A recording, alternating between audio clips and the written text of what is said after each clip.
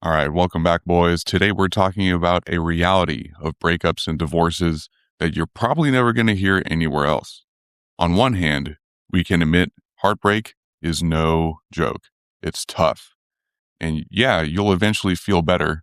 But the secret reality is that you're literally in a golden opportunity to rebuild yourself stronger, smarter, and more confident than you ever thought possible. By the end of this episode, you will know what it's going to take to get you there and exactly how to leverage this time in your life to springboard into success in your career, dating, and everything else in between. Let's go. I want you to imagine a graph. On that graph is a line that goes from left to right. This line is your life satisfaction. Since the day you were born, this line has moved up and down in small increments with good days and bad days.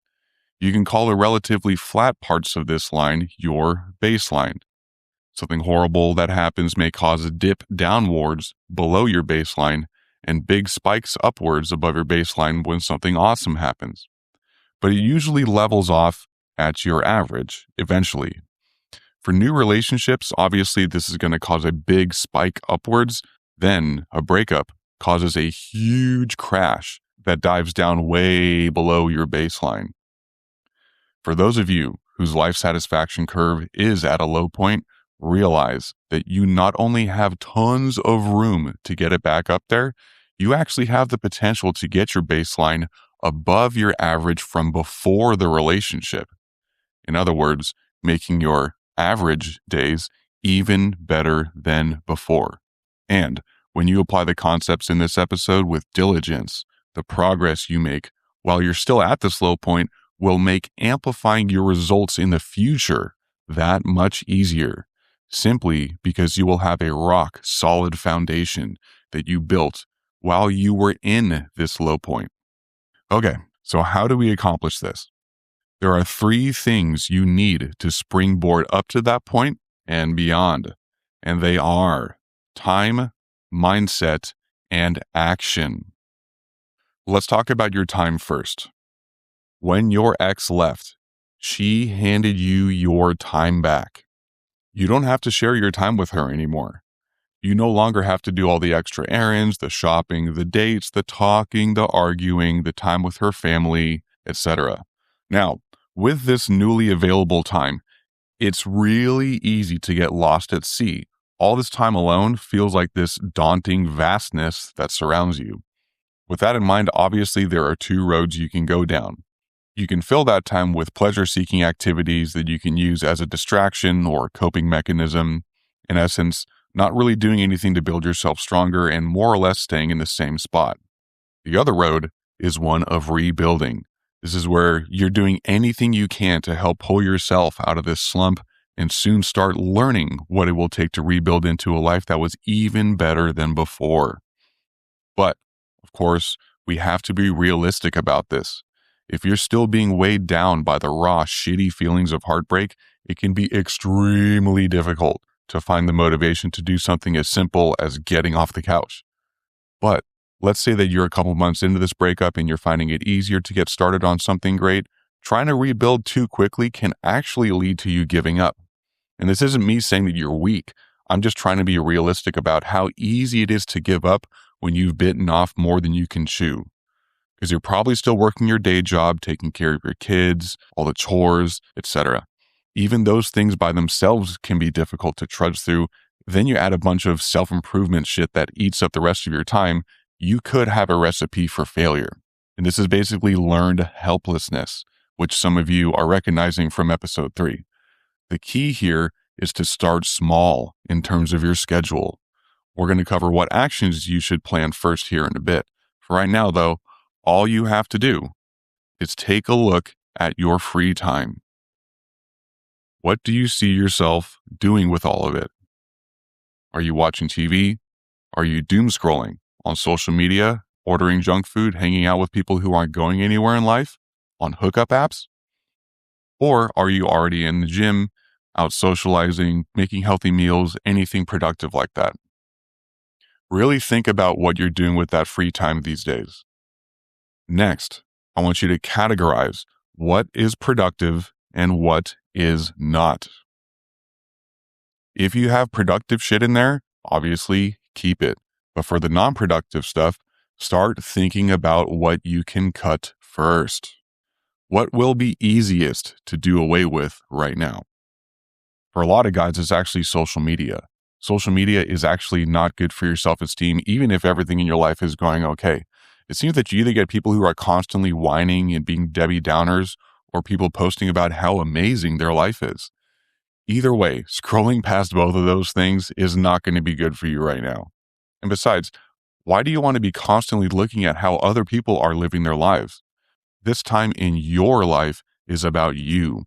So you basically want all of your senses focused on what is going to move you forward. So regardless if it's social media or something else, pick one thing that you can cut. The reason we start cutting unnecessary shit out of our schedule when we're getting ready to move up in life is that it's way harder to add good stuff when you're still filling your time with stuff that isn't good. So take some time, really look at your schedule and start with at least one thing you can cut. Quick side note, which one of those non-productive things helps you relax after you've been busting ass all day? You should keep that in your schedule. It's going to help you unwind in a few weeks once your schedule is more full. And obviously, if it's something destructive like excessive drinking, substances, fucking around with hoes, watching porn, really consider relaxing some other way. Okay, so that's it as far as your time goes. Next is mindset. The most important mindset I want you to adopt today is actually one that you will hang on to for the rest of your life. And once you experience the greatness that follows, you will become addicted to it. It will become a part of who you are. And honestly, it won't take much to get there. And that mindset is obstacles are opportunities. Guys, if you want to get good at anything in your life, you must adopt this mindset. The greatest athletes, musicians, entrepreneurs, you name it, all live by this. Obstacles are inevitable. You can choose to use obstacles as an excuse to give up, or you can choose to use them as opportunities to become even more badass. I want you to think of one of your achievements that was really difficult to attain. It can be something as simple as trying to pass a class in school. If you didn't fail the class, you passed, you won. But did you ever struggle in that class? Did you ever have to go back and study a concept that you couldn't quite grasp at first? What about sports? How about a conflict with a family member that you were able to resolve? Guys, every single one of you has already overcome thousands of obstacles in your life. Of course, some were bigger than others. But each time you conquered those obstacles, you learned, you adjusted your strategy, and you succeeded. Understand that your capacity to overcome obstacles is already inside of you. Okay, but how can we apply this to us today? Well, we have to reverse engineer it.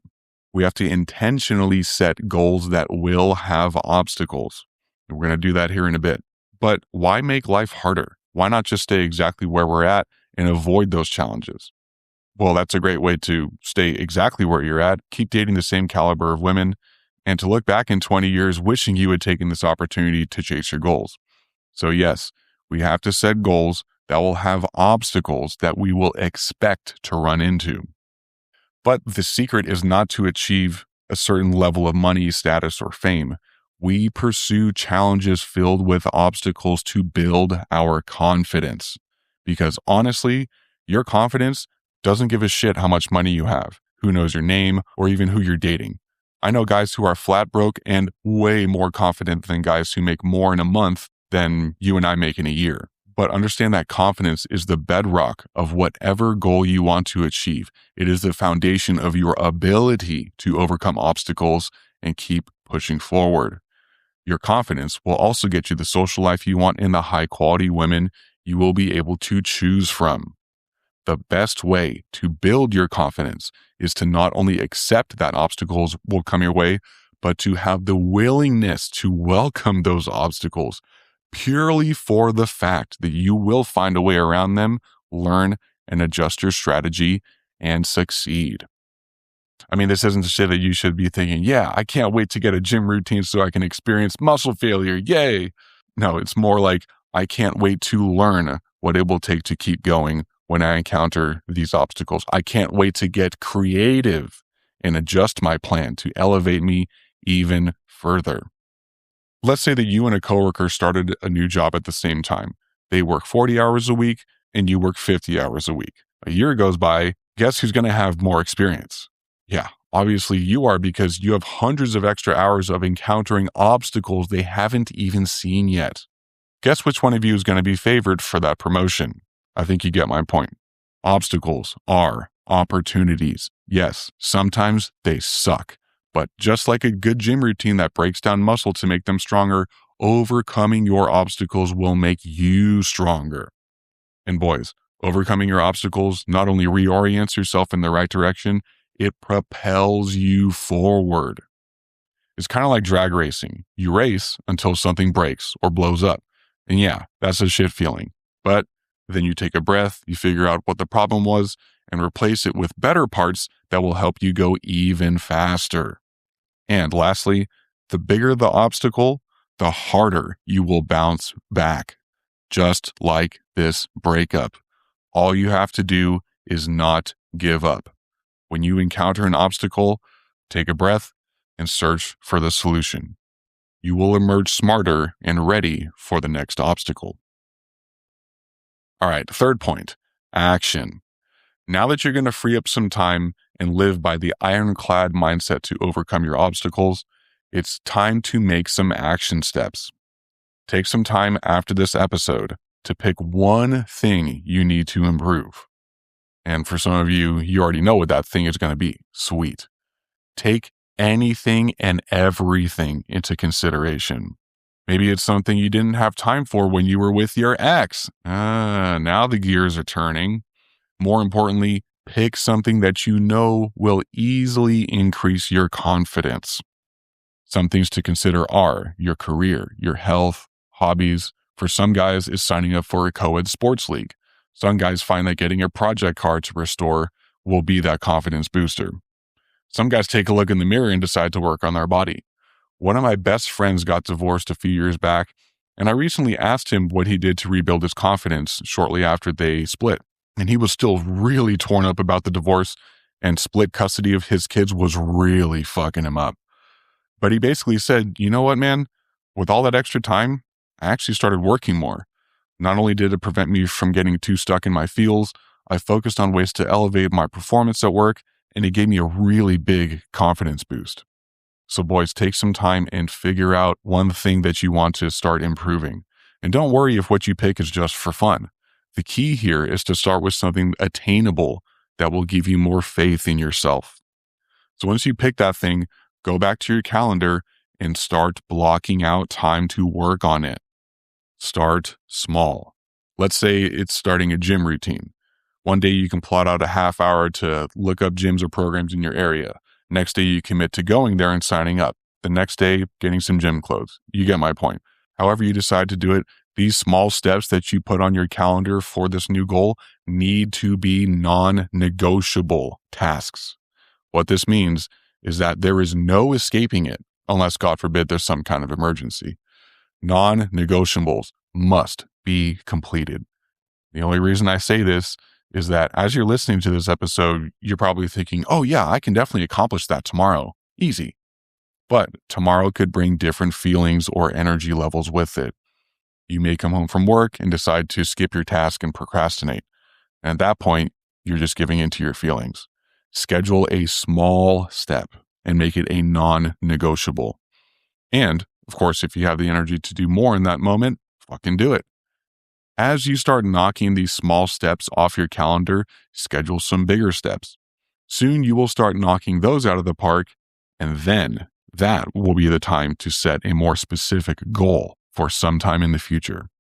You know, something I hear a lot is that you first have to set a goal and then plan backwards from there. But to be honest, it's really hard to set that goal and stick to a schedule if you're still weighed down with heavy feelings. It can be overwhelming. That's why I'm recommending starting with small steps to build momentum. And then the motivation for the bigger steps will start to push you along further. Once you get warmed up with a couple of weeks or so of small steps, getting specific with that goal will not only be easier to do, you will have a much better idea of exactly what you want that goal to be. Tagging onto the gym routine example from above, if let's say you've completed a week or so of going to the gym, you do some cardio, some weights, and some stretching, now is the time to get specific after a couple of weeks. You may think, you know what, I actually want to focus on cardio until I can, do a 5K in X amount of time. Then I'll add a lifting routine. Once you hit your 5K goal, you can start setting specific lifting goals, etc. Something that'll actually help you stay committed is to involve someone else who is trained in that field, whatever it is. A good example is getting a personal trainer in your gym routine. You can find a mentor at work or work on that project car with a buddy of yours. Having someone else alongside you will do wonders for feeling more like yourself again. Social interaction is very important in this time, and the main purpose of it is to keep you out of deep depression. Okay, so let's say that you're a couple of months down the road, you've been knocking down your action steps and starting to get good at whatever it is you're working on. Now it's time to start thinking about a bigger goal that will elevate your confidence even further. It can be fine-tuning your current goal to make it bigger, or something else that you can add to your schedule. If you want to make your current goal bigger, just add bigger action steps. If it's a new goal that you decide to add on, just rinse and repeat. Start with small, non-negotiables and go from there. And along the way, boys, don't be afraid to pause and refine that goal and pivot your action steps. That is all good. It only means you're serious about improving yourself. Here's a quick tip for picking a goal. There are two different ways to pitch an idea to yourself.